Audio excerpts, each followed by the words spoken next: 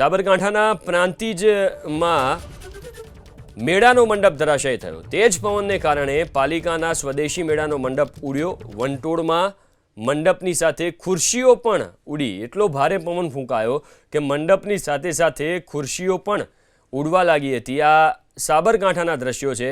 આપણે થોડી વાર પહેલાં મોરબીના દ્રશ્યો જોયા જ્યાં મંડપ ધરાશય થયો લગ્નનો। હવે આ મેળાની અંદર જે મંડપ બનાવવામાં આવ્યો હતો એની હાલત કેવી થઈ છે એ તમે જુઓ। આના પરથી જ અંદાજો લગાવી શકાય કે કેટલો ભારે પવન ફૂંકાયો હશે। ખુરશીઓ તૂટી ગઈ છે। એ સ્થિતિ સર્જાઈ કે ખુરશીઓ પવનના કારણે હવામાં ઉડી અને જે બાદ તૂટી ગઈ। વધુ વિગતો સાથે સંવાદદાતા દર્શન ફોન લાઈન ઉપર જોડાયા છે। દર્શન, અત્યારે શું સ્થિતિ છે સાબરકાંઠામાં?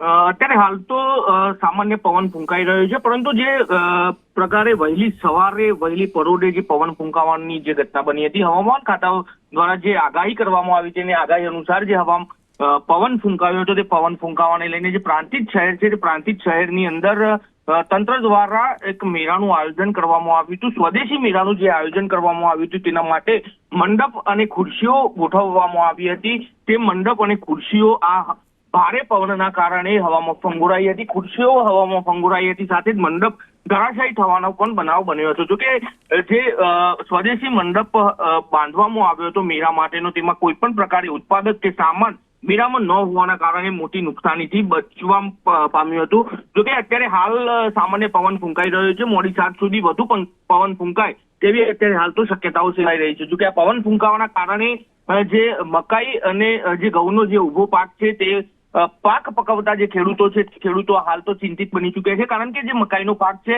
તે મકાઈનો પાક પવનના કારણે જમીનદોસ્ત થવાની સંભાવનાઓ વ્યક્ત થઈ રહી છે, જેને લઈને હાલ તો ખેડૂતો ચિંતિત બની ચૂક્યા છે। જોકે હજુ વધુ પવન ફૂંકાશે તો ખેડૂતના હાથમાં આવેલો કોળિયો જે છે તે છીનવાઈ જાય તો નવાઈ નહીં। જી, આભાર દર્શન વિગતો આપવા માટે।